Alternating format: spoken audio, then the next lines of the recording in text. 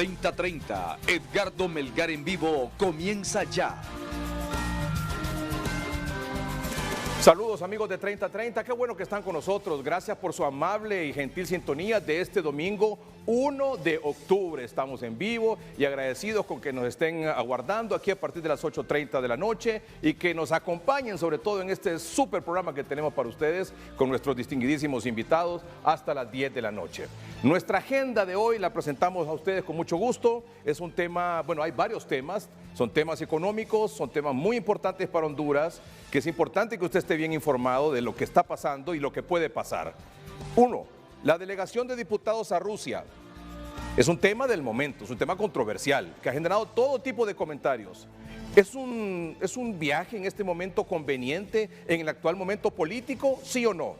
Además, el acuerdo del gobierno de Honduras con el Fondo Monetario Internacional. Hoy vamos a hablar claramente de lo bueno y lo malo.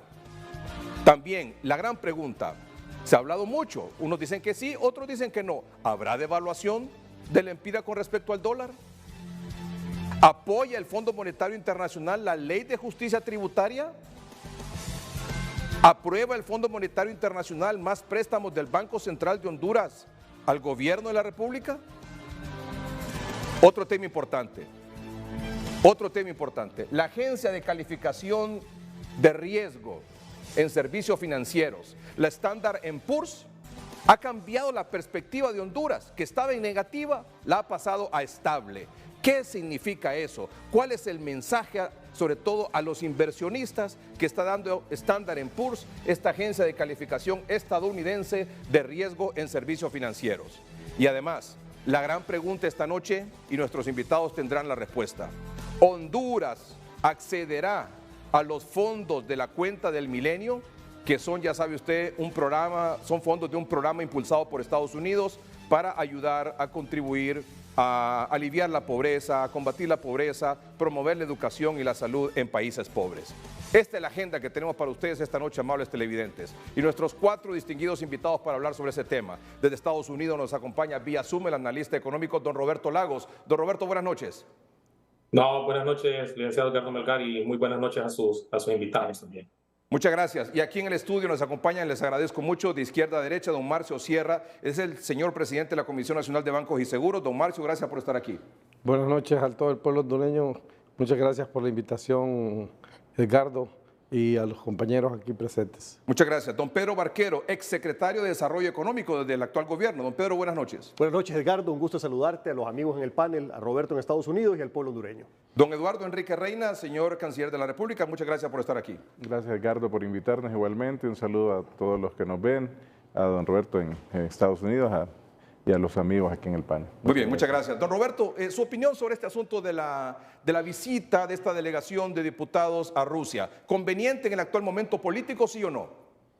No, no es conveniente. Con todo, primero ya venían los diputados de un receso, luego hay un tema trabado en el Congreso que es la elección del fiscal general, ¿verdad? Yo pienso que esa es una prioridad, más todo el tema de la mora del Congreso, ¿verdad? En el tema de proyectos de ley, no me parece conveniente el momento o el timing para haber realizado este viaje. Muy bien, gracias, señor Roberto Lagos. Don Marcio, cierra un comentario sobre eso. Bueno, que la invitación la hace el gobierno de Rusia y están cubriendo pues los gastos de la mayoría de los que participan. Somos un gobierno soberano y que vemos hacia todos los países, y una invitación de esas no veo por qué no pueda atenderse y acudirse. Nunca dijeron nada cuando el presidente Juan Orlando fue a un desfile de modas y rentó un avión privado con como más de 100 personas que lo acompañaron, y nadie dijo nada. Estos por lo menos van a ver si se consiguen petróleo de Rusia a precios más cómodos y otros tipos de ayuda y negocios que se pueden hacer. Es cierto que la agenda está parada por el tema de la elección del fiscal, pero si está parada, ¿qué hacen aquí si no se integran? Entonces pueden aprovechar el tiempo haciendo gestiones internacionales para poder ayudar al país también. Don Pedro Barquero. Sí, yo creo que más allá de lo del viaje, lo importante es el hecho de que no se estén reuniendo en el Congreso. Y me parece que independientemente de que estén o no trabadas las negociaciones para la elección del fiscal, perfectamente pudieran estar habiendo reuniones, sesiones del Congreso Nacional para ver otros temas y a la par seguir tratando de llegar a los consensos con el tema del fiscal general y el fiscal general adjunto. Ese para mí es el tema principal, que el Congreso tiene ya 20 y pico, 30 días de estar parado y eso no es correcto, pues, o sea, ya estamos se comieron el 10% del tiempo solo por esta situación y es importante, hay muchas leyes ahí que se pudieran estar sacando, avanzando, si estuvieran sesionando el Congreso Nacional de la República. Señor Canciller. Sí, mire, yo creo que, como lo decía el ministro Sierra, efectivamente es una invitación que hace la Duma rusa, el Parlamento ruso, para una reunión no solo con parlamentarios hondureños, sino con parlamentarios de toda América Latina, con un país que, dicho sea de paso, ayer cumplimos 33 años de relaciones diplomáticas y un país importante que tiene oportunidades para la inversión, la cooperación, el desarrollo. Bueno, el otro día cifras de la Organización Internacional del Café mencionaban que Rusia es el quinto país que más crece en consumo de café en el mundo. Entonces, yo creo que hay muchas oportunidades que se pueden aprovechar. Efectivamente está trabada el tema de la decisión del fiscal en el Congreso y está trabada, pero ¿por qué? Porque precisamente un grupo de diputados de la oposición está evitando que se reúna el Congreso. Entonces no solo es parte de lo que está promoviendo pues, la gente que anda en Rusia. Así que yo creo que hay que enfocarse por qué están oponiéndose y el problema es ahí el diálogo, que no quieren avanzar. Y también ellos están parando toda la agenda legislativa, o sea, no solo es el tema de la elección del fiscal. Ahí yo creo que el llamado es a la conciencia de que se está incumpliendo la Constitución y debe elegirse lo más pronto posible un fiscal y un fiscal adjunto por bien de la justicia y las expectativas del pueblo hondureño. Solo un comentario, Edgardo. A ver, la oposición no está impidiendo las reuniones del Congreso. La Junta Directiva tomó la decisión de no convocar. Yo he escuchado en reiteradas ocasiones a todos los diputados de la oposición mencionar que están listos para sesionar en el momento que la Junta Directiva los convoque. Entonces, en realidad, no es la oposición la que tiene parado el Congreso, es la Junta Directiva que no está llamando para sesiones al Congreso Nacional. Bueno, una cosa es el mensaje de lo que dicen y otra cosa es lo que hacen. Entonces, no hay una integridad entre lo que se dice y lo que se hace. Ese es el tema también, ¿verdad? Porque de frente y ante los medios muchos dicen que están dispuestos a acudir y hacer las sesiones, a que se continúe por otro lado. Entonces lo que están esperando es que se reúnan para volver a agarrar el tema y volver a cerrarlo, o realmente no quieren participar. Por eso es que se están buscando consensos para que realmente se vaya y ya se tenga realmente una decisión sobre quiénes van a ser los elegidos para fiscal general y fiscal adjunto. Hay ya bastante bien avanzadas las pláticas sobre quiénes podrían ser los posibles, siempre de los cinco que propuso la Junta Nominadora. No, y además adicionalmente creo que en el Congreso se ha visto cuando bloquean las reuniones, pues, obviamente yo creo que no han permitido tampoco que avancen. Pues. Pero en medio de todo eso se han aprobado leyes, o sea, se aprobó una ley recientemente en medio del escándalo y en medio de todo, y no solo una, fueron varias. Entonces, a mí no me parece un argumento válido el hecho de la oposición, porque la Junta Directiva en cualquier momento puede convocar. Si hoy deciden convocar, mañana pueden sesionar o pasado mañana pueden sesionar, y yo estoy seguro que la oposición va a asistir, independientemente que haya o no un acuerdo en el fiscal, porque la agenda legislativa debe ir más allá de solo la elección del fiscal. Esto del fiscal se puede resolver en un día, en un mes, o en 5 meses, o en un año. No sabemos cuánto tiempo va a tomar. Entonces, por mientras que vamos a tener un Congreso paralizado y todas las leyes que están pendientes de aprobarse no se van a aprobar. No, tenemos que ir avanzando con la agenda legislativa independientemente de lo que pase con el fiscal. Hay que dejar eso a un lado, seguir obviamente las negociaciones, hay que tratar de cerrar la negociación lo más rápido posible, pero eso que no lo usen de excusa para no sesionar en el Congreso Nacional. La Junta Directiva es la que tiene la responsabilidad de llamar y convocar a los diputados a sesiones y no lo ha hecho hasta el día de hoy. Señor Lau, ¿usted quería decir algo? Sí, básicamente yo pongo la responsabilidad en todos los diputados que están en el Congreso, no en un lado ni en el otro. O sea, ellos tienen que llegar a consensos y tienen que darle tranquilidad al pueblo hondureño. Y con respecto al hecho de atender reuniones a Rusia, o sea, está bien el tema de la invitación, pero no es el momento. Pero todos son responsables de ambas vías, tanto del Partido Libre como del Partido Nacional. Y si fuera de parte del Ejecutivo, que es el Ejecutivo el que va a establecer relaciones para tratar de mejorar el tema de comercio, yo lo comprendo, porque es el Ejecutivo el que llevaría el liderazgo.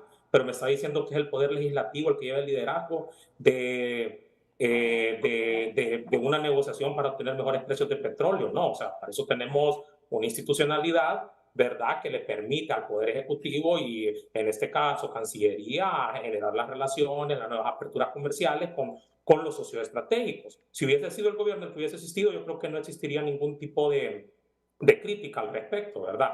Pero en este caso son todos los diputados del Congreso los que son responsables de darle certeza y llegar a acuerdos para darle seguridad y darle confianza a la población. Como lo reitero, mire, son visitas que se invitan y yo creo que el tema no sé por qué es la crítica, yo creo que porque es Rusia. A los diputados se les invita usualmente a la Unión Europea, se les invita usualmente a Washington, se les invita a parlamentos latinoamericanos. O sea, yo creo que son viajes de temas de relaciones parlamentarias que están aparte de las relaciones que llevamos como países normalmente diplomáticamente. O sea, están avanzando y regresarán. Pues yo creo que ojalá, como digo, que el diálogo, lo importante es que se retome el diálogo en el Congreso. Yo creo que se permita, y para mí el tema sí es un tema fundamental, el de fiscal, porque yo creo que sí afecta el cumplimiento de la Constitución y ojalá se logre ya un acuerdo. Muy bien, pasamos al segundo tema. Don Marcio Sierra, acuerdo con el Fondo Monetario Internacional. El gobierno de la República logra un acuerdo con el Fondo Monetario Internacional. ¿Qué podría usted decir que es lo bueno o no tan bueno de ese acuerdo con el Fondo Monetario? Mire, lo bueno es que se firmó el acuerdo y desde el momento que se firme el acuerdo y que tiene contempladas todo lo que incluye el artículo 4, que habla sobre toda la parte económica y estabilidad económica del país, es algo que implica que el Fondo Monetario, el gobierno de Estados Unidos y los organismos internacionales están de acuerdo con la política económica y el plan de gobierno de nuestra presidenta Irixiomara Castro. Ya desde ese punto de vista es lo más importante. ¿Por qué? Porque vamos en una comunión para llevar a cabo las cosas que están planteadas en nuestro plan de gobierno. Y ese plan de gobierno tiene una gran cantidad de indicadores que vamos a irle dando seguimiento en todas las áreas económicas y sociales, donde hay compromisos para la reducción de pobreza, compromisos de mantener el déficit fiscal, etc. En ese sentido, la mayor parte de los puntos son favorables para el país. Nos costó mucho llegar a consensos con el equipo del Fondo Monetario. Pero habían temas como, por ejemplo, el tema que dice usted de la devaluación. Ellos venían con una posición que devaluáramos inmediatamente creo que estábamos 24 a 27. Y nosotros nos opusimos rotundamente que no íbamos a devaluar. ¿Y qué pasa? Que el gobierno, que lo que quedó ahí no es que no haya una devaluación, sino que hay un mercado de oferta y demanda y se va a las ¿cómo se llama? A las subastas, y entonces ahí puede haber una diferencia de precios de subir y bajar. Sin embargo, el valor de la moneda no está con un valor fijo, y eso quiere decir de que puede variar hacia arriba y hacia abajo, pero nosotros no estamos comprometidos dentro del acuerdo. No hay un renglón donde diga que nosotros estamos comprometidos. Ahí hay un tema que precisamente lo mencionó Roberto, que habla sobre competitividad, pero competitividad no quiere decir bajar, puede ser bajar y subir. O sea, puede ser competitivo. ¿Qué es ser competitivo? Pues hay que analizarlo en el momento. Usted destaca entonces que el acuerdo con el Fondo Monetario Internacional es que el Fondo Monetario respalda las políticas económicas del actual gobierno. Así Punto. es. Ese es ¿Y que esto garantiza una estabilidad económica? Y aparte de eso, si usted ve que garantiza la estabilidad económica y que inmediatamente después de que firmamos con el fondo o de que ya se salió el estudio, el dictamen o la opinión de los técnicos, el riesgo país bajó considerablemente. ¿Eso qué quiere decir? Una confianza de los demás países y de todos hacia el país para poder venir a invertir. Ahora es cuestión de tiempo. Acuérdense que encontramos un país completamente destruido en todos los aspectos. No había, el presupuesto estaba orientado para otro tipo de situaciones, no estaba orientado para lo que nosotros, para el enfoque social de la presidenta Xiomara Castro. Tuvimos que hacerlo de nuevo, tuvimos que comenzar con la recuperación de la caja única del gobierno. El gobierno tenía fondos pero distribuidos en un montón de bancos privados donde ellos contrataban directamente y hacían lo que querían con los fondos. Ese fue el foco de corrupción más grande de toda de la historia que hemos tenido, adjudicación directa, recuperar el tema de hacer los concursos públicos para la ejecución de los proyectos. Eso nos toma tiempo, nos ha retrasado y aparte de eso habían desmantelado lo que es la Oficina Normativa de Compras y Contrataciones del Estado. Entonces todo eso toma tiempo. Ya este año estamos empezando a rendir frutos. El próximo año va a ser completamente mucho mejor la ejecución del presupuesto. Señor Lagos, su opinión, el Acuerdo Fondo Monetario Internacional, ¿está de acuerdo con lo que ha planteado don Marcio Sierra, con lo que destaca don Marcio Sierra? Parcialmente. La primera etapa es que sí, destaco la firma del acuerdo. Yo creo que lo he dicho en muchas ocasiones, en la cual es positivo para el país. Pero ¿por qué es positivo? Y cuando uno lee y cuando uno lee el acuerdo completo, ¿verdad? Y yo me enfoco más en la parte macroeconómica específicamente, me doy cuenta de varias cosas. El fondo hace una descripción y una síntesis muy precisa de las políticas monetarias y fiscales que el gobierno está implementando a la fecha, ¿verdad? En ese sentido, la fijación de la tasa de política monetaria se toca y dice cómo tiene baja transmisión en la economía. El tema del uso de reservas internacionales para apoyar el presupuesto lo destacan como algo negativo. Y adicionalmente, el tema de utilizar el manejo del sistema de divisas que se está haciendo hasta la fecha, ¿verdad? Se tiene que regresar a los temas de manejo de inflación, ¿verdad? Perfeccionamiento de lo que se llama la política monetaria. Ahora, por el lado positivo, destaca obviamente los esfuerzos del gobierno en el tema de lucha contra la corrupción, de lo de la caja única, como lo menciona el ingeniero Sierra, y adicionalmente los temas de poder manejar esa caja única, eliminación de los fideicomisos, que realmente apuntalan y apoyan la lucha contra la corrupción. Eso estuvo bien realizado. Lo que no estuvo bien realizado fueron las decisiones, y en este tema no compete tanto ni al señor embajador ni al presidente de la Comisión Nacional de Banco Seguro las decisiones de manejo de política monetaria ni de política fiscal. Eso le competen a las autoridades coordinadoras de gabinete. Y se tomaron malas decisiones que lo que hicieron fue enlentecer la ruta de crecimiento del país. Si no observemos cuáles son las proyecciones de crecimiento que tiene para este año el Fondo Monetario. Sí, es cierto, hay un entorno internacional difícil, pero es de 2.9%. La inversión en este segundo trimestre, ¿verdad?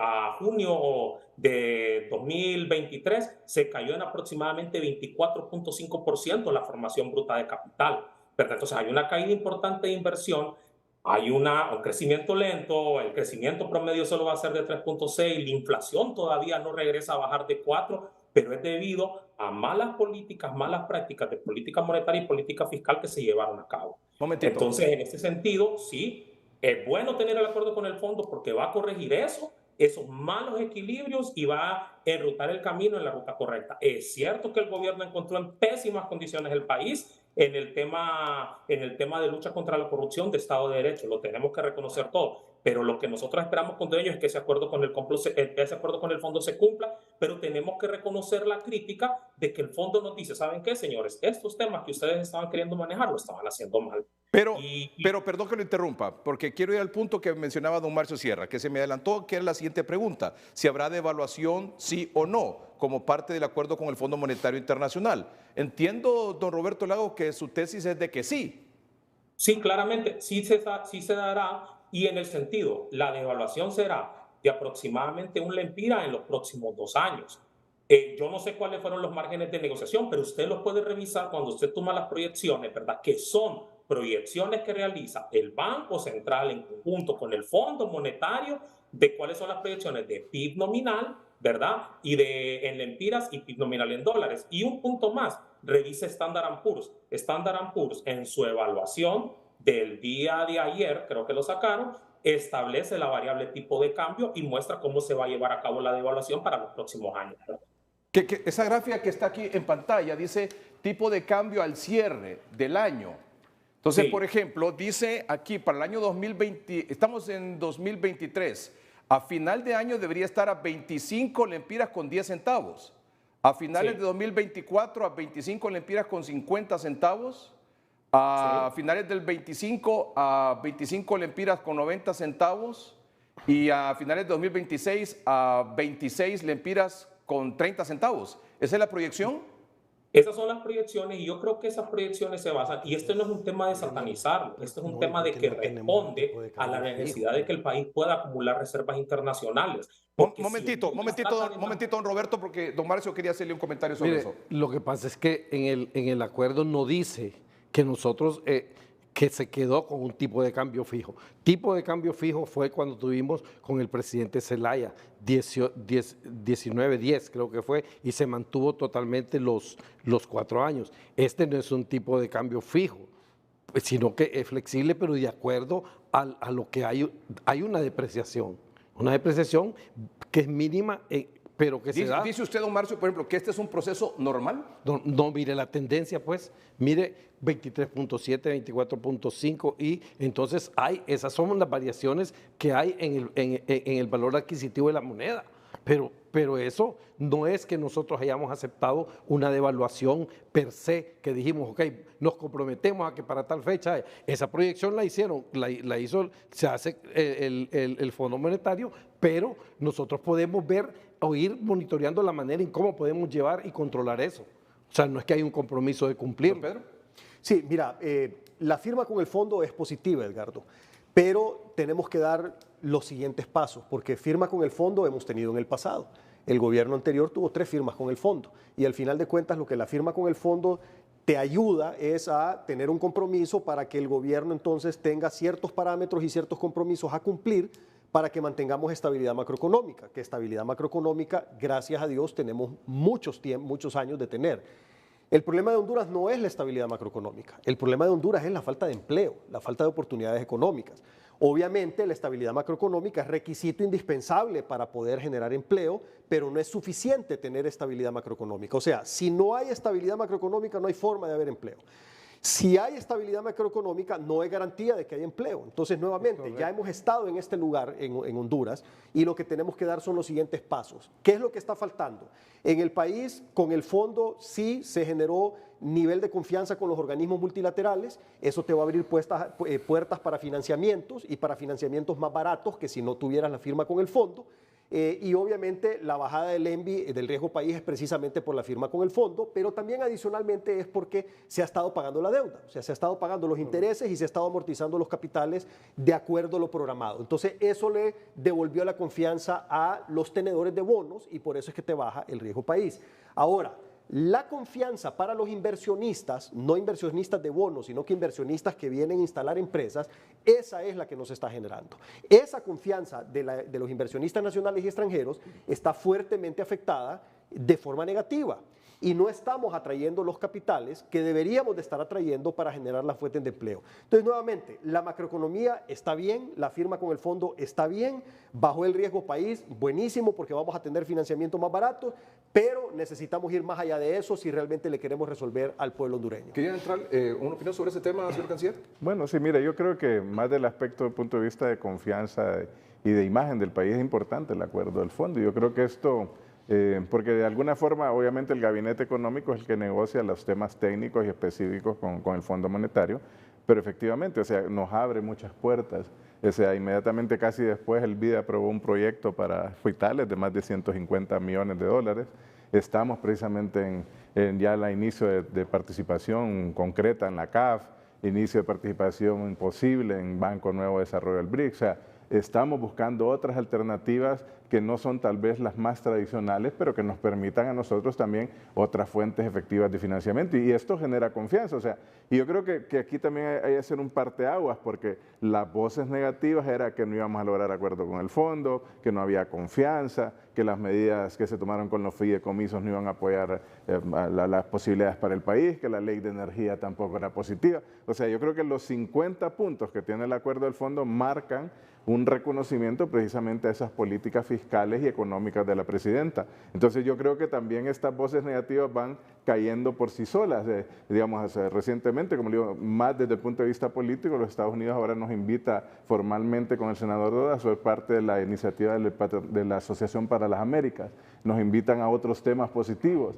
Hay una oferta ya puntual de varios países para invertir en Honduras en un canal interoceánico que yo creo que es a futuro muy importante y lo anunciaremos yo creo que próximamente. Los Estados Unidos ahora nos libera un incremento en el apoyo en la lucha con el narcotráfico como de 19 millones de dólares. O sea, yo creo que hay temas que están ligados precisamente a esa confianza que se va generando una vez que se van tomando medidas. O sea, ya son los resultados de los primeros meses complejos que se van dando y esto dará oportunidades, creo yo. Me llamó la atención, y si lo puede confirmar don Marcio, el Fondo Monetario Internacional apoya la ley de justicia tributaria.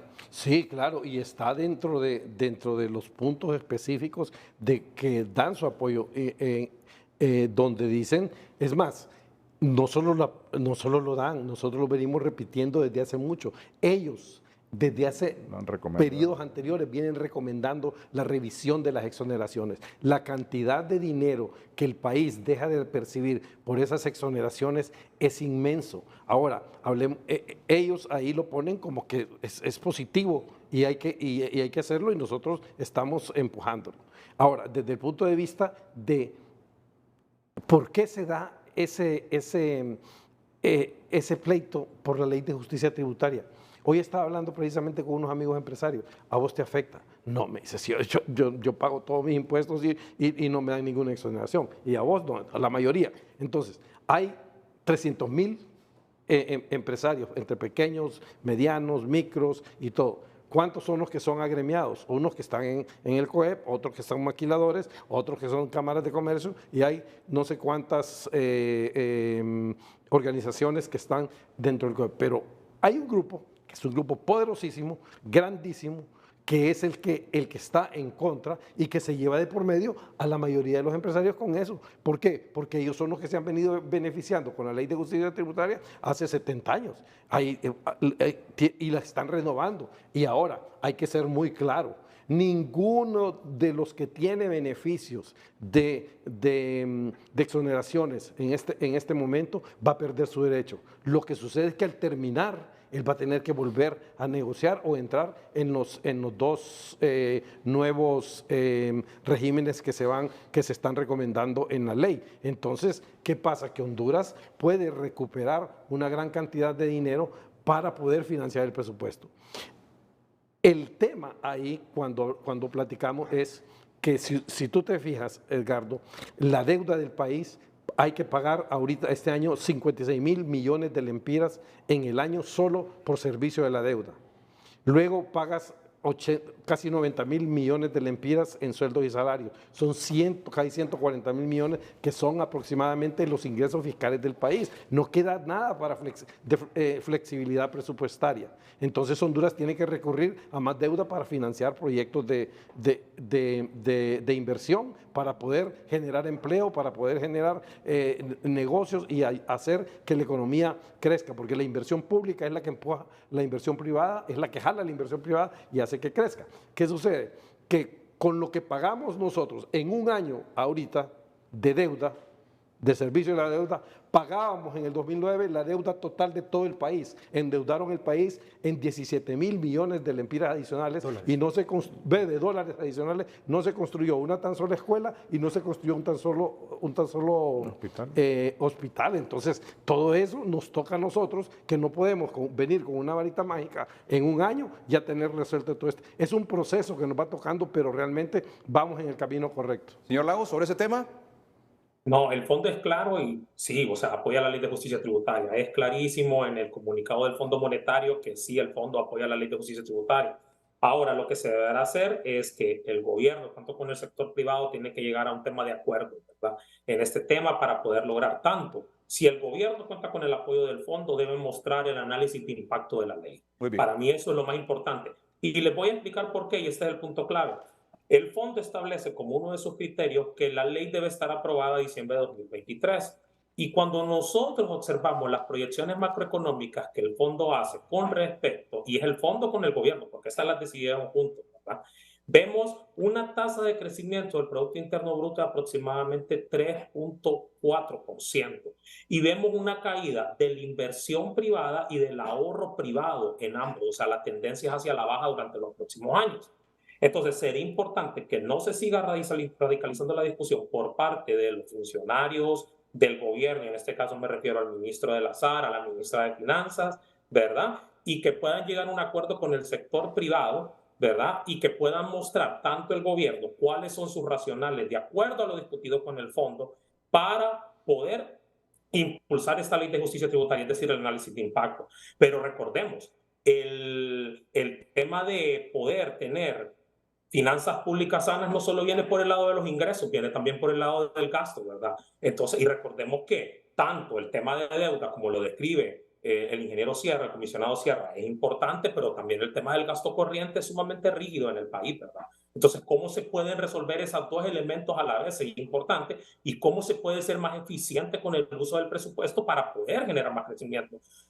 Porque a la fecha, en estos 2 primeros años, al menos lo que va de ejecución, de ejecución del presupuesto público, la ejecución ha sido muy baja. Entonces, esos son como los elementos a colación que se tienen que traer a la discusión. Pero en efecto, tal como lo describe el ingeniero Sierra, sí, el Fondo Monetario apoya la ley de justicia tributaria. Sobre ese tema, don Pedro. Sí, mira, el hecho de que el Fondo Monetario Internacional apoye una medida no quiere decir que sea correcta. En el pasado, el Fondo Monetario apoyó medidas de políticas públicas del gobierno anterior que no fueron correctas. Y en su momento las apoyó, y no solo las apoyó, las alababa también. Y también decía que qué maravilloso iba el país, el Fondo Monetario en los informes. Entonces, eso no es garantía de absolutamente nada.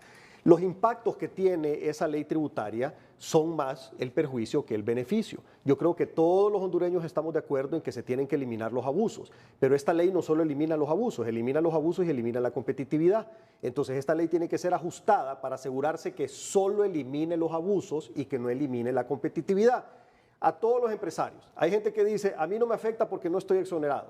Bueno, a mí no me afecta tampoco esa ley, porque no me afecta pues en el sentido de que no me quita nada de beneficios que pudiera tener, pero indirectamente sí nos beneficia a todos. Mira, aquí tengo un cuadro, qué suerte que lo pude encontrar, de cuál es la derrama económica solo de las industrias que están en Soli. Aquí no estamos metiendo todos los regímenes especiales, pero son 80,000, no sé si pueden acercar la cámara. ¿Cuál cámara? Esta. Ok, entonces, son 80, me voy a acercar yo un poco para ver si la puedes captar mejor, pero son 80,000 millones de lempiras, 80,000 millones de lempiras de derrama económica. Si mal no recuerdo, porque no estoy viendo la pantalla, pero son como 30,000 millones de lempiras en sueldos y salarios, después son, a ver, déjame ver, son como 30,000 millones de lempiras en proveedores locales, que la mayoría son MIPYMES, y 18,000 millones de lempiras en servicios. Y eso incluye rentas de alquileres, servicios de MIPYME, servicios públicos, etc. Entonces, una derrama de 80,000 millones de lempiras en el año 2022, si la dejamos de tener, obviamente que nos va a afectar a todos los demás 300,000 empresarios, aunque no estemos directamente afectados por eso. Pero esos 80,000 millones de lempiras que tienen en derrama económica la Soli, de alguna u otra manera nos termina llegando a los otros 300,000 empresas que estamos en el país. Y otro tema también importante, si en el país tenés mezclado trigo con cizaña, entonces agarremos la cizaña, quitemos la cizaña y esa cizaña bótenla, quémenla, métanla presa, hagan lo que quieran, pero no corten el trigo.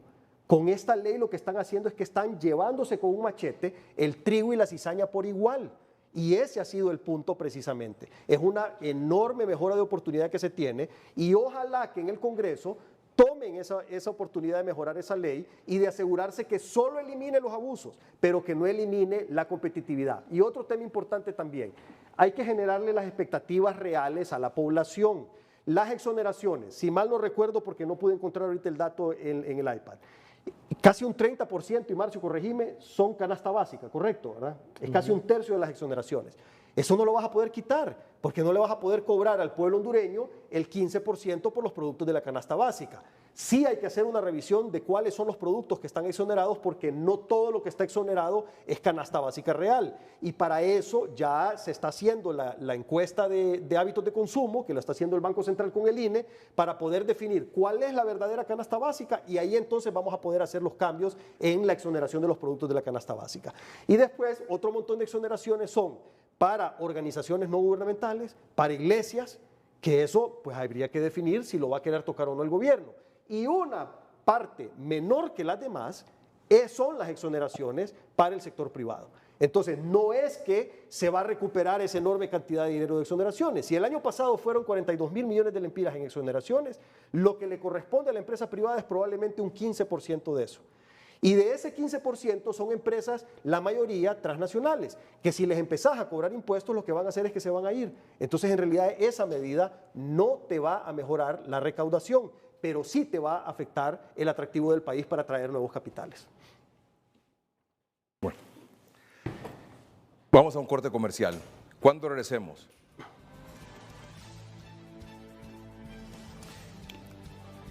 La agencia de análisis financieros Standard & Poor's ha cambiado la perspectiva de Honduras, que estaba en negativa a estable. ¿Qué significa eso? ¿Es positivo para Honduras eso? Sí, sí es positivo. ¿Sí es positivo para Honduras eso? Nuevamente, al igual que la firma... Vamos a un corte comercial, porque también y el otro tema, ¿vamos a acceder a los fondos de la cuenta del milenio? ¿Usted qué dice, sí o no? Sí, yo creo que vamos en camino correcto. Yo tengo mis reservas por los datos que publicó el Banco Central recientemente. ¿Usted qué dice? Sí, lo que pasa es que es un proceso. Él dice por los datos que publica, pero estamos en el proceso y toma tiempo. Tenemos este y el otro año y el siguiente, o sea, sí vamos a acceder. ¿Usted qué dice, don Roberto? ¿Se accede a la cuenta del milenio, sí o no? Te lo respondo después de la pausa. Vaya, ya volvemos. Nuestros invitados esta noche aquí en el programa, don Roberto Lagos, analista económico, nos acompaña vía Zoom, de izquierda a derecha, don Marcio Sierra, es el presidente de la Comisión Nacional de Bancos y Seguros, don Pedro Barquero, exsecretario de Desarrollo Económico, y el señor canciller de la República, don Eduardo Enrique Reina. Muchas gracias por estar con nosotros esta noche, a pesar de que estamos en el feriado morazánico, aquí estamos en vivo, ¿verdad? Seguimos trabajando. Muy bien, excelente. Bueno, este fin de semana, ¿cuándo fue, don Marcio?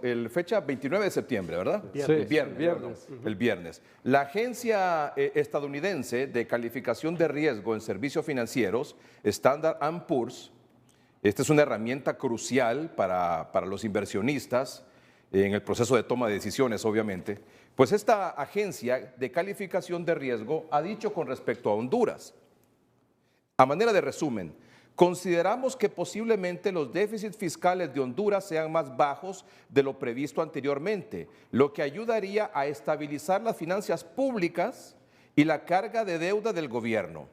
Por consiguiente, revisamos la perspectiva a estable de negativa, o sea, estaba en negativa y pasa a estable. Y confirmamos las calificaciones soberanas y ahí aparecen las calificaciones para Honduras. La perspectiva estable incorpora nuestra expectativa de un crecimiento moderado del PIB, un buen acceso continuo al financiamiento oficial y una política fiscal que contribuya a una carga estable de la deuda neta del gobierno general durante los próximos 2 años. Don Roberto, su comentario. Mire, aquí hay muchos elementos. Es positivo que cambió de negativo a estable. Eso es positivo. Sin embargo, creo que debemos entender qué significa ser BB menos negativo, ¿verdad? Y creo que yo le mandé una gráfica, ¿verdad? Y era la misma crítica que yo realizaba durante el gobierno del presidente Hernández. Yo no sé si recuerden su programa, yo no sé si tiene la gráfica. Ser BB menos negativo significa tener alguna capacidad de repago. Es decir, Standard & Poor's hace esta evaluación y lo que está midiendo es la capacidad del gobierno para poder cumplir con sus compromisos, ¿verdad? De pago de deuda, de bonos soberanos. No estamos diciendo con esto que todo es negativo. Lo que destaca Standard & Poor's es que, dado que se dio la firma del acuerdo con el fondo, entonces Honduras puede hacer pago de su deuda, ¿verdad? Ahora, si nosotros observamos, esta calificación ha estado estancada desde el 2017 y por lo tanto lo que el país debería de hacer o la línea que deberíamos de seguir es tratar de cómo progresamos en este indicador, ¿verdad? Para poder llegar a ser categoría de inversión, ¿verdad? Que son básicamente lo que se desea, lo que los inversionistas quieren ver. En la siguiente gráfica que le mandé, le explico cuáles son las dimensiones que mide este indicador. Y entonces, claramente, la evaluación está basada en una serie de subindicadores. Por ejemplo, está la evaluación institucional. Le dan una clasificación de 5 Honduras. ¿Qué significa la clasificación institucional? 1 es la mejor nota que usted puede obtener. 6 es la peor nota que usted puede obtener. Standard & Poor's le da 5, significa la capacidad de tener instituciones que sean eficientes en el uso de los recursos, ¿verdad?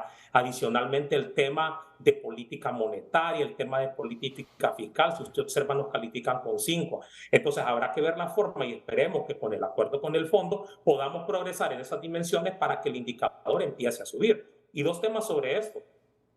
Qué bueno que lo celebren, pero yo recuerdo en el pasado, en un frente a frente con la ministra Moncada, recuerdo que me dijo que ella no creía en estas calificaciones de Standard & Poor's, ¿verdad? Porque básicamente en ocasión, por lo que había ocurrido durante el año 2008-2009 de la crisis financiera internacional, ¿verdad? Entonces, son relevantes, son importantes, pero hay que tomarlas con la mesura. No es que tenemos que celebrar todo, sino que significa que hay mucho trabajo por hacer y hay que seguir progresando en ese trabajo, dado las calificaciones que tenemos, ¿verdad? Para este tema. Señor Sierra. Bueno, realmente lo que yo veo es que nunca se queda bien. Por lo menos pasamos de un estadio menor a otro un poco mejor. Y eso es lo que estamos viendo, los avances en menos de un año. Venimos de un descalabro financiero. No se puede ni pagar la deuda.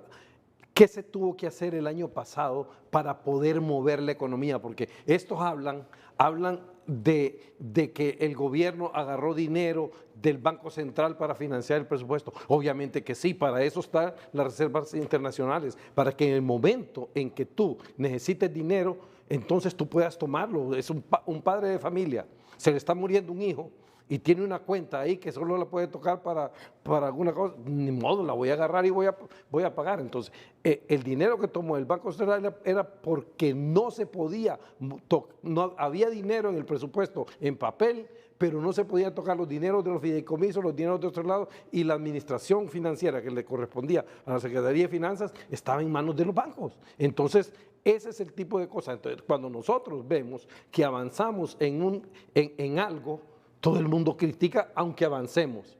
Si retrocedemos, es peor todavía. Entonces ya no sabemos cómo es que hay que quedar bien con la sociedad y con todos. Pero lo importante es que vamos haciendo pasos seguros y hacia adelante en todos los aspectos.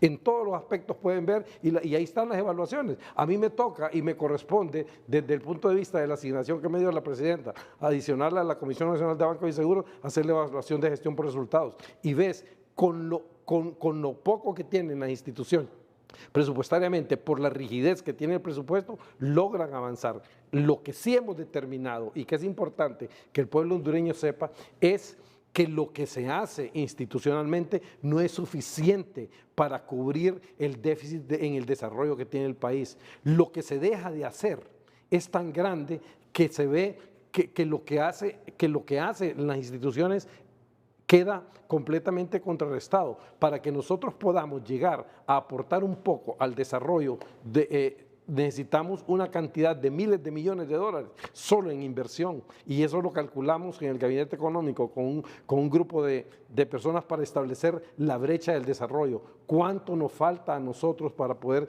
llegar a ser como un país como Costa Rica? Y a eso es que le apuntamos, eso es lo que tenemos que hacer. Pedro tiene razón en muchas observaciones. ¿Cuál es la salida? La salida para esto es generar empleo, la reducción de la pobreza. No sabemos cuánto es realmente, cuánto ha bajado la pobreza todavía, porque se está haciendo la encuesta, porque el dinero para la encuesta que tenía el BID se lo robaron. No se hizo encuesta de hogares en el periodo anterior. Entonces, hay muchas cosas que tenemos que verlas y hay que ser más justos. O sea, si pasamos de BB menos a B, ya es un avance. Pasamos, dice, de negativo a estable. A estable, ya es un avance. ¿Y este es un mensaje para los inversionistas extranjeros para que puedan venir a Honduras? Sí, ahí lo dice exactamente la descripción. Ahora bien, que falta mucho por hacer, estamos totalmente de acuerdo. Falta mucho por hacer y para eso estamos. O sea, este gobierno, la presidenta me lo dijo a mí el otro día que estaba en Nueva York, me dice, mira Marcio, este gobierno es un gobierno de transición, apenas ordenemos el estamento institucional, apenas ordenemos la estabilidad jurídica, arreglemos lo que es la parte de los derechos de las personas, eso, la seguridad un poco, educación un poco, es un gobierno de transición, dejar los estamentos para poder continuar en una vía de mejoramiento y desarrollo. Señor Barquero. Sí, mira, yo pienso que en efecto el cambio es positivo, o sea, la calificación se mantiene igual, pero la perspectiva cambia una gradita y eso obviamente es positivo. Esto te genera también mejor ambiente con el tema de la colocación de bonos y todo eso y te puede ayudar con la imagen para los organismos internacionales y el financiamiento. Pero nuevamente, a mí no me preocupa la parte macroeconómica porque ahí siento que vamos bien. A mí no me preocupa la relación con los organismos multilaterales porque ahí vamos bien. No me preocupa tampoco que dentro de poco vayamos a hacer emisiones de bonos y todo eso porque creo que con lo que se ha hecho vas a colocar a un precio razonable dada la realidad nacional. Lo que sí me preocupa es la falta de empleo y la falta de atracción de inversionistas, no de tenedores de bonos, sino que de inversionistas que vengan a meter plata en el país para generar empleo. Y a mí me llama la atención, por ejemplo, las cosas que están pasando en El Salvador. En El Salvador, si ustedes se fijan, ¿qué cámara me puede ayudar ahí? Esta misma. Okay. Entonces, en El Salvador, por ejemplo, hace poco, Nayib Bukele invitó al emir de Qatar para que llegara a explorar posibilidades de inversión. Luego tenemos que Intel anunció una inversión de 1.2 billones de dólares en Costa Rica. Luego tenemos también en El Salvador que Google llegó a instalar ahí su operación regional en El Salvador, Google. Luego tenemos Forbes anunciando que son 28 nuevas empresas las que están llegando a Costa Rica. Y lamentablemente en Honduras, bueno, aquí está hoy el presidente de Bukele, creo que esto fue hoy o el viernes, con el presidente de Samsung de América Latina, para ver si llega a invertir también Samsung a El Salvador. Y lamentablemente lo que tenemos en Honduras es que empresas están cerrando y se están yendo del país. Bueno, yo creo que esto es eso, importante. eso hay que... Esto es importante, a eso voy a explicar. Eso hay que explicárselo a la gente razones. porque parece que le están echando la culpa al gobierno. En parte y es sí. cuestión de demanda. En parte sí, te explico por qué. Marcio tiene razón. Hay una parte de los empleos que se están perdiendo en la zona norte que es por la caída de la demanda en Estados Unidos. En Estados Unidos se sobreestoquearon las empresas y eso ha provocado que las órdenes bajen. Pero esa no es la única razón. Ese es el factor externo. Internamente hay factores que están provocando eso. ¿Y por qué te lo digo? Porque hablando con algunos dueños de estas empresas y con algunos miembros de juntas directivas de estas empresas que están fuera de Honduras, ellos lo que me dicen es, mira, yo estoy reduciendo X porcentaje de los trabajadores en mi organización a nivel mundial, pero hay parte del trabajo de Honduras que me lo estoy llevando a otro lado. O sea, hay puestos de trabajo que se están perdiendo en Honduras, que se están llevando a Bangladesh, que se están llevando a República Dominicana y que se están llevando a Guatemala. ¿Por qué? Y eso es lo que es importante reflexionar el por qué. Primero, por los mensajes equivocados de algunos funcionarios del gobierno. Hay funcionarios del gobierno y aquí no incluyo ni a Marcio ni a Quique, pero sí hay funcionarios del gobierno que pasan en campaña en contra de la empresa privada, con mensajes de odio, con campañas de odio, y eso lo único que hace es generar mal ambiente para la inversión. Eso lo único que hace es que genera preocupación en estos inversionistas y como tienen inversiones en muchas partes del mundo, para ellos es bien fácil decir, hey, salgamos de Honduras y enfoquémonos más a crecer en Bangladesh o en República Dominicana. Entonces, eso es algo, un reto que tiene el gobierno. Controlar los mensajes que salen de algunos funcionarios y asegurarse que todos los funcionarios saquen el mensaje correcto que nos ayude a traer inversión y no que ahuyente los capitales. Y luego, obviamente, está la preocupación también por la falta de políticas públicas para poder atender este problema. Los trabajadores, los sindicatos, las centrales obreras tienen meses de estar pidiéndole al gobierno que se instale una mesa anticrisis conformada por el gobierno, los trabajadores y la empresa privada. No han sido atendidos. El Consejo Hondureño de la Empresa Privada tiene meses de estar pidiendo un pacto por el empleo. Tampoco han sido atendidos. El mismo Partido Liberal, y no hablo de mi partido, estoy hablando de otro partido para que no digan que estoy haciendo campaña para mi partido, hizo un llamado a un diálogo también, que querían ver entre otros el tema de la situación del empleo. Tampoco ha sido atendido. Entonces, nuevamente, positivo lo del fondo, positivo lo de Standard & Poor's, la macroeconomía no me preocupa, relación con organismos multilaterales no me preocupa, conseguir financiamiento no me preocupa porque la van a conseguir, pero el empleo sí me preocupa, porque no veo que se estén tomando acciones claras como sí lo están haciendo con la otra parte. la parte macro, la parte del financiamiento, la parte del fondo, la parte de la calificación, se mira el trabajo. En la parte del empleo no se mira. Pero esas cosas que usted dice que son positivas, estas cuestiones con los organismos internacionales, ¿ayudan a la generación de empleo? Es que son dos cosas diferentes, son dos tipos diferentes de confianza. ¿Ayudan a traer al inversionista para Honduras? A ver, hay dos tipos de inversionistas. Están los inversionistas de bonos o los tenedores de bonos y están los inversionistas que llegan a instalar una operación industrial o de lo que sea en el país. Entonces, lo que se ha hecho hasta ahorita genera confianza con los inversionistas de bonos, sí. ¿Genera confianza con los inversionistas que van a venir a generar empleo en el país? No. Entonces, esa parte es la que hay que trabajar porque es la parte en donde estamos renqueando como país y no se mira ninguna estrategia clara de cómo atender ese problema. Y es urgente que lo atendamos ya porque el pueblo hondureño necesita una solución ya. Y no estoy diciendo que, que hay maneras de que ya le vamos a dar trabajo a todos los... No, pero obviamente que estemos perdiendo puestos de trabajo es un retroceso. Nosotros deberíamos de estar avanzando, aunque sea con pasos chiquitos, pero estar avanzando. Y no lo estamos haciendo en materia del empleo, como sí lo estamos haciendo en temas macroeconómicos. Bueno, mire, yo creo que hay que ver esto desde el punto de vista, yo creo que global y sobre todo también con Centroamérica. Fíjense, por ejemplo, se habla de El Salvador y sin querer entrar en discusiones internas, El Salvador solo crece 2.5 o 2.4% hace años. O sea, su economía está casi en recesión. O sea, y las relaciones que habla Pedro con el presidente de Samsung, yo me he reunido, han venido a Honduras, con los presidentes de Huawei. O sea, Huawei. Hay varias empresas, los chinos, recientemente yo recibí una empresa en la parte textil que va a invertirse 800 millones en Choloma. Obviamente hay un tema internacional complejo, un ambiente agresivo en tema de recesión, de compras, de stocks, la guerra en Ucrania, o sea, hay una variedad de temas que están complicando las cosas. Y lo que decía Marcio, o sea, estos son resultados muy positivos y como decía, ¿qué es positivo y qué no es positivo? O sea, como le digo, los mensajes negativos hacia lo que hemos hecho en estos 18 meses de gobierno, que no se iba a lograr nada, que no íbamos a avanzar, o sea, ¿de dónde venimos? O sea, venimos de un país con 17% en que creció la pobreza, en que había más de 12.000 escuelas destruidas, no habían hospitales, o sea, 17.000 millones de dólares que no se sabe dónde están. No hubo obras de infraestructura, no hay carreteras.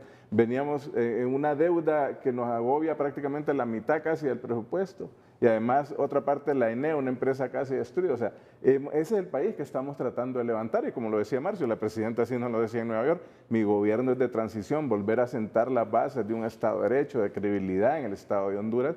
Y es lo que está pasando, la credibilidad que estamos retomando a nivel internacional. Entonces no es fácil y la inversión igual la estamos buscando y es compleja. O sea, la misma situación que vivimos y venimos enfrentando, por ejemplo, en el caso de la migración que va relacionada.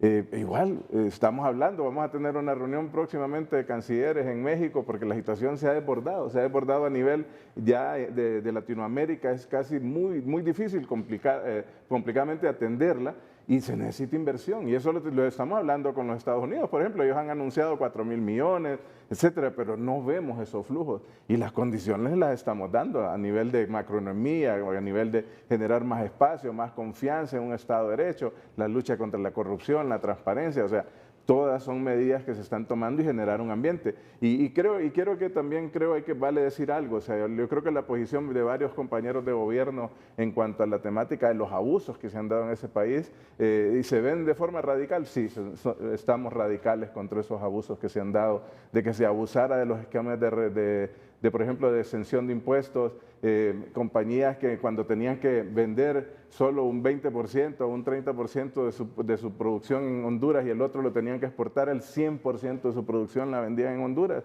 Compañías que compraban helicópteros cuando no debían, o sea, se han dado una serie de abusos terribles en este país y además se han dado una serie de abusos de empresas que están ligadas a la corrupción. Yo creo que la radicalización en ese sentido es esa lucha contra los abusos que un pequeño grupo de empresarios ha abusado en este país. Yo creo que esa es la respuesta que se da.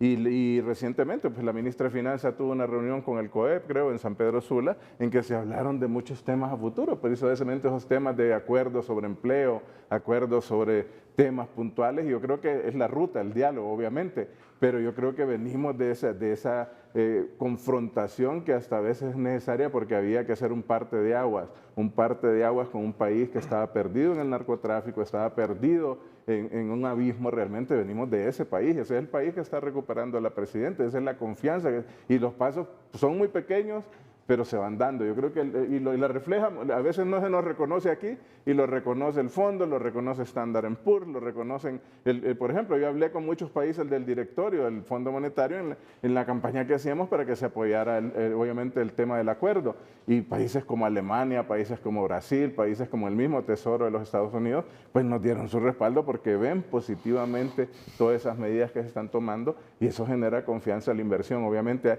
hay complicaciones, y la inversión también a veces no es tan fácil como 1 más 1 son 2 a veces. Usted ve que mucha inversión a veces de aquí también se va a Nicaragua, que es un país que a veces es criticado. O sea, los flujos varían y de acuerdo a muchos intereses. Yo creo que la importancia es mostrar esa seguridad a un país estable, con credibilidad, de dónde veníamos. Yo creo que no hay que olvidar de dónde veníamos y dónde encontramos, y en 18 meses se está haciendo esto. Es una gradita, pero son graditas muy importantes que está tomando la presidenta Castro. La cuenta Milenio, que es estos fondos del gobierno de Estados Unidos para países pobres, tiene que como 15 años más o menos de haberse creado, no, más o menos. No, mire, ¿O más? sí, se origina en el gobierno de George Bush, luego en el gobierno de Ricardo Maduro, sacan en mayo a países elegibles, de los cuales estaba elegible Honduras, y en septiembre del 2005 Honduras firma un convenio con la cuenta del milenio. Esa es la primera, la cuenta del milenio nace de ahí como la institución se llama Corporación de Desafío del Milenio y el programa se llama la cuenta del milenio, que es la que les da los fondos. Todos los años el gobierno de Estados Unidos en el Congreso se reúnen y dan una partida presupuestaria para apoyar a los países que tienen buen comportamiento. Como papá les dice, bueno, tienes 20 indicadores, tienen que hacer esto, esto y esto y esto, y el más fuerte es el de corrupción. ¿Honduras ha accedido en cuántas ocasiones a esos fondos? Una ocasión. La ocasión y el convenio que se firmó fue en el 2005 y le tocó la ejecución de ese convenio al gobierno del presidente Zelaya. En el gobierno del presidente Zelaya se cumplieron dos condiciones previas, que es bien importante saberlo, porque dicen que no hubo o no le reconocen los méritos al gobierno del presidente Zelaya. Yo estaba ahí manejando la unidad de apoyo técnico. Roberto, que está allá, trabajó conmigo y conoce bien eso porque fue el primer trabajo que él tuvo, que estaba estudiando matemáticas en la universidad y lo llevaron, entonces yo lo contraté ahí.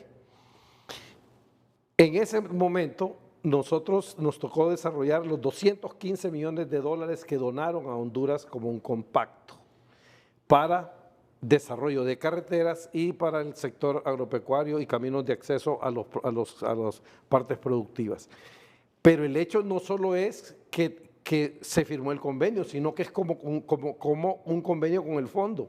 Tenés que cumplir todos los indicadores todos los años y todos los años te están evaluando. ¿Y cuál es el indicador más importante que define a Estados Unidos entregar esa donación, esos recursos? Bueno, hay tres, las reglas es la siguiente. Uno, son como 20 indicadores, pasar 10 de los 20 indicadores. Dentro de esos indicadores, uno tiene que ser de Estado de Derecho o libertades civiles. Y el otro es que obligatoriamente se tiene que aprobar el indicador de corrupción para que te den un compacto, se llama. Tiene dos tipos de programas. Compacto es una donación grande y programa umbrales cuando un país refleja que está mejorando en sus indicadores. Entonces le dicen, te vamos a dar la oportunidad de que entres, te vamos a dar una parte. Y desde 2005 no hemos logrado llenar esos requisitos. No, lo llenamos en 2005, 2006, 2007, 2008 y en el 2009 a Honduras la sacan inmediatamente y se reúne por violación a los derechos democráticos. El golpe de Estado, ahí está el statement que dieron y sacan a Honduras. ¿Qué pasó? Para terminar los fondos de ejecución, le quitaron la administración al gobierno de Honduras y lo manejó directamente el Banco Mundial, terminaron la carretera supervisada por ellos y haciendo los pagos directamente el Banco Mundial a los proveedores y a los constructores. Y desde entonces Nunca más no hemos volvimos a aprobarlo. Tenemos desde el 2010 hasta la fecha. Entonces, ¿qué pasó? Que cuando viene la presidenta Xiomara Castro, gana las elecciones, nosotros propusimos entrar de nuevo a la cuenta del milenio, pero no entrar tanto por el dinero. El dinero es parte, pero lo podemos conseguir en muchos lados.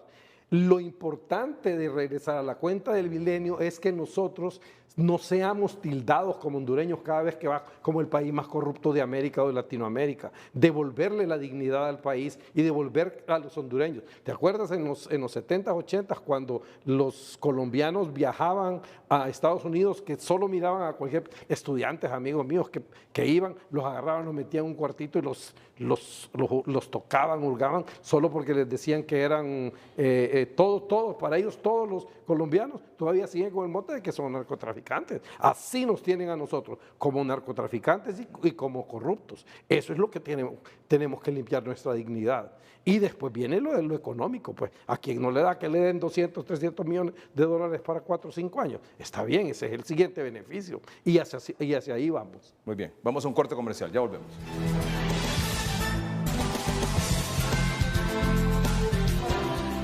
9 de la noche con 39 minutos. Estamos en vivo. Gracias a nuestros 4 distinguidos invitados por estar esta noche aquí. Hemos recibido infinidad de comentarios felicitando la participación de nuestros invitados y los temas desarrollados que estamos desarrollando, que ellos están desarrollando esta noche. Así que les agradezco mucho, sobre todo a nuestros amables televidentes que están en su casa a esta hora, 9 con 40 minutos, presenciando el programa de esta noche. Don Roberto Lagos, la cuenta del milenio, su opinión. Mire, don Edgardo, básicamente creo que yo le mandé una presentación en base todos los años yo hago esta proyección de la cuenta del milenio de encontrar el indicador, el dato, cuánto va a ser dependiendo del año, ¿verdad? Para la cuenta del milenio 2024, estos documentos los pueden encontrar en línea. Esta es la lista de países contra los que Honduras va a competir. Esto representa el clúster de países en el que quedó ubicado Honduras, países de ingresos medio bajos, y esos son el listado de países contra los que va a competir para poder ser un país elegible, ¿verdad? Son 33 países en total. Si continúa en la siguiente, ¿verdad? Entonces, pero un momentito, en la primera gráfica dice, para la evaluación cuenta del milenio 2024, Honduras queda ubicada en el clúster de países de ingresos medio-bajo, 33 países en total. Vamos aquí. Estamos aquí nos tienen en el número 11, ¿verdad? Honduras. Solo hay 2 de Latinoamérica, solo Bolivia y ¿Perdón? Honduras. ¿Decía, señor canciller? Solo 2 de Latinoamérica, Bolivia y Honduras. Bolivia y Honduras. ¿Qué dice eso? Pues dice que son los que generan las posibilidades de poder acceder. A los demás no se les evalúa porque no están. Muy bien. O sea, de América Latina, solo Bolivia y Honduras tienen posibilidades de acceder a la cuenta del milenio para... En ese rango de países de ingreso medio-bajo. Ah, de medio-bajo. Bueno, ok. La siguiente, perdón, sí. Entonces, hay 3 criterios importantes para aprobar la cuenta del milenio, ¿verdad? Basados en la metodología de la cuenta del milenio, se deben aprobar 10 de los 20 indicadores. Se deben aprobar el indicador de derechos políticos o libertades civiles, que puedo anunciar que la presidenta Xiomara Castro, el gobierno de la presidenta Xiomara Castro los ha aprobado, ¿verdad? Y se tiene que aprobar el indicador de corrupción, que ha sido la barrera para poder obtener la cuenta del milenio, ¿verdad? Entonces, ¿cómo se aprueba el indicador? No, un momentito. Usted dice aprobar el indicador de derechos políticos o libertades civiles. Usted acaba de decir que la presidenta Castro lo aprobó. Lo aprobó, eso. Ajá, lo aprobó. pero un momentito, ¿y el de aprobar el indicador de corrupción, este gobierno lo aprueba o lo desaprueba? Para allá vamos. Si le da la siguiente slide para que la ciudadanía entienda a qué es lo que me refiero. Okay. ¿Cómo se aprueba? Básicamente se compara el dato de corrupción de Honduras con los datos del Banco Mundial que ya están publicados, ¿verdad? Y esto tiene que ser mayor que 50%, que es la mediana, ¿verdad? Entonces, si se va a la siguiente, estos son los listados de países y estas son las calificaciones en el control de corrupción ubicados de mayor a menor. Y en este caso, la mediana le corresponde a Filipinas, ¿verdad? Y esos son los primeros 17 países, ¿verdad? ¿Qué significa la mediana? Significa obtener 50% y por lo tanto, si va a la siguiente, vemos que Honduras salió calificado en el lugar 30 de 33 países, ¿verdad? Entonces, esos datos son del Banco Mundial, son públicos abiertamente. Continúa. Con respecto a esto y con respecto a esa evaluación de 33 países, Honduras obtendría una calificación entre 7 y 10%, si aprueba con 50%, ¿verdad? Según la metodología de la cuenta del milenio, Honduras no puede ser país elegible porque no aprueba el indicador de corrupción. Y complica, y aquí viene ya la parte política que la dominan las autoridades, que tendrán que entrar al diálogo político para tratar de establecer los criterios para que la cuenta del milenio los deje entrar al programa mundial. Y un tema más, si va a la siguiente. Esos son algunos de los indicadores y como le dije, los derechos políticos y libertades civiles saldrán aprobados, pero en indicadores de Estado de Derecho, de corrupción y efectividad del gobierno, el gobierno no va a alcanzar las metas de aprobación y en específico el indicador de corrupción. Las razones, me he dado la tarea de hacer una revisión de todos los informes y mucho de lo que pesa dentro de los informes de Freedom House, World Justice Project y otras casas y agencias de ONGs, lo que expresan es que sí se realizaron avances con el tema de la caja única, sí se realizaron avances con el tema de lucha contra el narcotráfico, pero desgraciadamente hay temas dentro del Congreso, como por ejemplo haber contado con una junta en la cual y directiva ilegal, ¿verdad? Ellos lo expresan así. El pacto de impunidad 2.0, ¿verdad? En el cual hay miembros del Congreso Nacional dentro de la junta directiva y miembros dentro del gabinete. Eso yo no lo estoy diciendo, eso lo dicen los informes, ¿verdad? Esos empujaron a que Honduras no pudiera tener el salto que requería para obtener. Y, por tanto, una de las recomendaciones para que se pueda dar el salto y se pueda obtener y se pueda regresar es aprobar la CICI a la brevedad, porque eso sería lo que podría garantizar obtener el salto, porque esto no solo es qué tanto avance el país individualmente, es qué tanto avance el país con respecto a los demás países. Y además, la nota de corrupción, y yo pienso que es un mensaje equivocado que hace siempre todos los gobiernos de la clase política, no solo representa la corrupción en el Ejecutivo, representa la corrupción a nivel del Ejecutivo, a nivel del Congreso, a nivel de las alcaldías, a nivel del sistema judicial. Entonces, es un indicador de corrupción multidimensional. Y creo que por mucho que se trate de empujar muchas veces dentro del Ejecutivo la lucha contra la corrupción, definitivamente que mientras no se apoye y no se logran impulsar las demás categorías, se podrá dar el salto y se podrá obtener el compacto de la cuenta del milenio.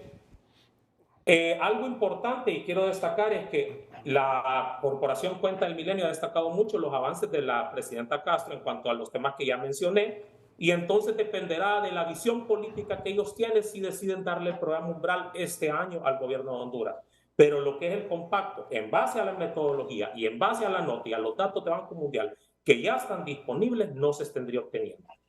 Dos preguntitas. La primera, esta evaluación la hace el Banco Mundial y estos datos que usted nos ha compartido esta noche son datos oficiales de esta evaluación del Banco Mundial. Son datos oficiales del Banco Mundial. El Banco Mundial tiene su metodología que incluye informes de ONGs y adicionalmente encuestas a expertos, líderes de opinión en Honduras, ¿verdad? Que dan sus opiniones al respecto. Entonces, yo creo que la tarea va también por el lado de que el gobierno deberá entender cuáles son las razones. Por ejemplo, elementos como cerrarle, que el Congreso le cerrara las puertas a algunas ONGs, afectó el indicador de corrupción, ¿verdad? Entonces hay ciertos niveles y hay ciertos niveles de confianza. Le voy a dar un dato. En el World Justice Project se describe claramente que la confianza de la ciudadanía con respecto a los funcionarios públicos mejoró. Sin embargo, se establece que la confianza con respecto al Congreso no ha mejorado, más bien se ha empeorado. Entonces, esos elementos son sumamente claros e importantes porque es un indicador multidimensional y es relevante entender esto cuando se le explica a la ciudadanía. Yo pienso que el gobierno cometió un error de estrategia al momento de tratar de expresar de que se podía aprobar o de que se podía llegar al percentil 40, porque hay que entender que es una condición de corrupción estructural a todos los niveles y que tratar de hacerla progresar es muy complicado. Entonces deberán de, y esto yo lo traigo, no como crítica, no lo hago como crítica al gobierno, lo estoy diciendo porque como hondureño a mí lo que me importa es que el gobierno regrese a la cuenta del milenio por un tema de credibilidad y me parece importante y me parece una labor importante que están realizando, porque esto sí lo tengo que decir, ningún otro gobierno en el pasado se había preocupado tanto por regresar a la cuenta del milenio, pero tenemos que tratar de ver cómo somos más efectivos para tratar de articular las distintas instancias, ¿verdad? Y de esta forma poder regresar. Entonces, esos serían mis comentarios. Este resultado de reprobado, ¿cuándo será oficial por parte de la cuenta del milenio? Este resultado será oficial en el mes de noviembre, entonces por lo tanto el gobierno tiene el tiempo para tratar de realizar las conversaciones pertinentes con Banco Mundial, de entender por qué se les dio esa evaluación en los datos. Esa sería una primera recomendación, ¿verdad? Y adicionalmente tratar de entender, ¿verdad? En el sentido con la cuenta del milenio, tratar de exponer lo que ya hicieron en su visita a las Naciones Unidas, cuáles son los avances que han realizado, ¿verdad? Y yo pienso que desde la perspectiva política todavía el programa Umbral es una opción, que sería un voto de confianza que se están haciendo los pasos correctos, pero dada lo que le establece la metodología, de acuerdo a los criterios técnicos, y aquí estoy hablando meramente criterios técnicos que están en documentos técnicos de la cuenta del milenio, no son criterios que yo me estoy inventando, sino que son criterios técnicos, no se aprobaría por no aprobar el indicador de corrupción. Sin embargo, tiene unas salvaguardas en el caso en el que si no se mejoró tanto, se puede todavía tener acceso al programa Umbral y esto es la otra etapa que deben empezar a trabajar, porque si no lo podemos desconocer, sería un mensaje positivo tener el programa Umbral porque sería confianza, pero si no se obtiene ninguno de los dos, se deberá de trabajar para el próximo año. Y conste, y esta es la parte más importante de este tema, es que este año ya se nos fue. Este año 2022 ya se nos fue, ¿verdad? Y entonces, por lo tanto, 2023, perdón. Entonces, por lo tanto, lo que ocurre es que la mayoría de los elementos en los cuales se pudieron haber progresado en el 2023 ya se están siendo procesados para el indicador del próximo año, ¿verdad? Entonces tenemos que empezar a trabajar en conjunto con estas organizaciones para entender qué pasa en la evaluación.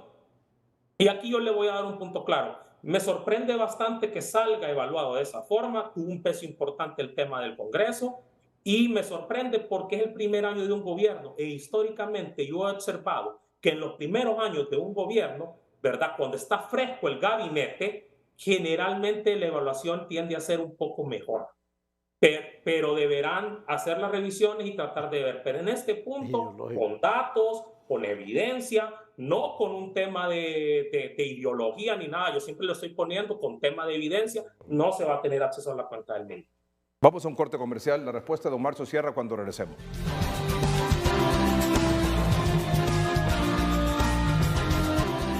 Don Marcio Sierra, su versión sobre este tema.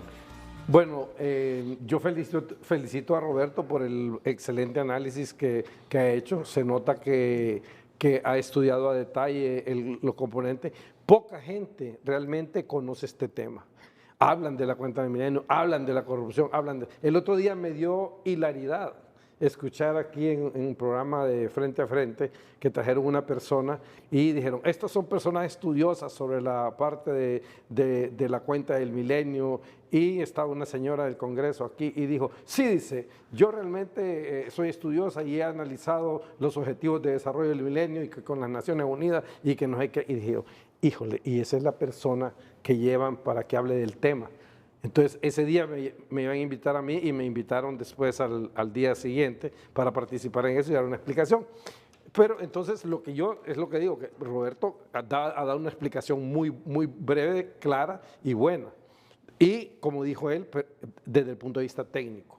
Pero hay un tema muy importante que es la evaluación que hace, porque dice, esos datos son los que agarran la cuenta del milenio para tomar la decisión de si va a ser elegible o no, pero hay una metodología que realmente sigue esos estándares. Entonces, esa metodología de medir la corrupción en los países El Banco Mundial tiene el área que se llama World Governance Indicators. Es un departamento del Banco Mundial y ahí hay 2 personas que están y dice Brookings Institution. Pero ellos vienen y dentro de eso que está en la página del Banco Mundial se lavan las manos. El Banco Mundial dice que no son responsables de la información, que no sé qué, y hablan y ya se quitan y dejan a las personas esas que respondan. Entonces, cuando nosotros vimos que eso iba a pasar, yo le hice una carta a la señora representante del Banco Mundial aquí en Honduras para que habláramos de ese tema y que pudiéramos hablar con las personas. Me hizo el contacto y esta semana tenemos reunión para hablar el desglose de eso porque no estamos de acuerdo en la forma, como dice Roberto, como nos han tratado, como cuando estuvimos en Nueva York, ni los mismos de la cuenta de... Momentito, el gobierno de la República hizo o hará un reclamo a la evaluación del Banco Mundial sobre la lucha contra la corrupción. No, sí, no sobre la lucha contra la corrupción, sobre la forma en cómo se mide. Mire, le voy a explicar. Ellos vienen... En la forma como los evaluaron. Sí, cómo hacen la medición. ¿Por qué? Porque hacen una encuesta de percepción que se la mandan a una cantidad de gente que son organizaciones de la sociedad civil, organizaciones empresariales y unas que otras personas que generan opinión. Pero esas mismas personas son las que estaban durante los 12 años con Juan Orlando, se las mandaron a los mismos. Y ese gobierno del Partido Nacional tenía compradas esas ONGs, tenía comprados empresarios y con quienes hizo negocios para eso. Obviamente la opinión de ellos con respecto a nuestro gobierno, que se convierte entonces en un tema ya ideológico, va a ser negativa. ¿El gobierno de la República rechaza esa evaluación del Banco Mundial? Sí, yo que soy responsable de eso, la rechazo. Tenemos un plan que se comenzó desde el año pasado y se ha ido evaluando y dando seguimiento con medidas. Ahí están las derogaciones de leyes, ahí están los pasos que se han hecho. Ahora bien, hay un tema que tocó Roberto y es el que está fuera de la jurisdicción del Poder Ejecutivo, que es la jurisdicción del tema del Congreso. Pero el Congreso es una parte que podría ser considerada como marginal contra todas las medidas que ha hecho el gobierno, el Poder Ejecutivo. Entonces, en ese sentido, nosotros lo que queremos ver, ok, pues si vamos a seguir en el tema de las evaluaciones, hay que hacer una revisión de a quienes les están enviando esas encuestas. ¿Usted sabía de esos datos, don Marcio? Sí, claro. Nosotros estamos pendientes. Sí, o sea, usted sabía de que eso venía, y que el resultado estaba así. Sí, y se mandó la carta. Entonces, y por otro lado... Aunque no es oficial todavía, usted dijo, ya tenemos esta información, ya tenemos los resultados de esta evaluación en la que salimos reprobados y por eso estoy reclamando. Que tenemos el conocimiento de que no va a salir satisfactorio para nosotros y consideramos de que debemos sentarnos a revisar esa parte de a quiénes se le envía. ¿Por qué? Porque nosotros hacemos sondeos y todo el año pasado hicimos sondeos de qué opinaba la población. Se hacían encuestas mensuales de hasta 1.200 personas preguntándoles sobre la corrupción. En diciembre del 2021, ya le digo, aquí tengo la gráfica. 2022.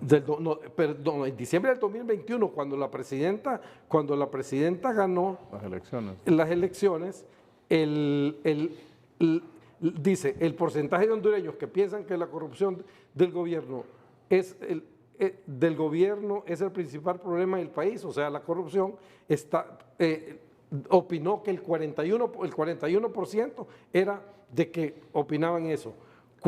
A diciembre del 2022, el primer año de gestión de la presidenta, esas personas opinaban 26%, ya había bajado a 26%, bajó 15 puntos. Y esa es una opinión aleatoria, al azar. Entonces tenemos 2 percepciones de la situación y por eso es que nos basamos en datos. ¿Y qué espera usted, por ejemplo, como resultado de esa gestión que va a hacer de reclamo a esta evaluación del Banco Mundial? Mire, lo que yo espero es que por lo menos la selección de las personas a quienes se les envía la encuesta para que la llenen sea a personas que no sigan siendo los mismos que han venido durante 12 años haciendo lo mismo porque se beneficiaban de ese gobierno, sino que sean personas que generen opinión, que nosotros no tengamos nada que ver como gobierno, pero que la opinión sea sumamente objetiva.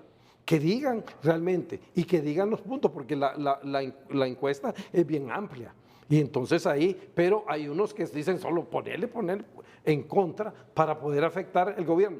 ¿Por qué? Porque se convierte en un tema ideológico. Vamos a un corte comercial en el programa y regresamos para despedir el 30-30 de esta noche.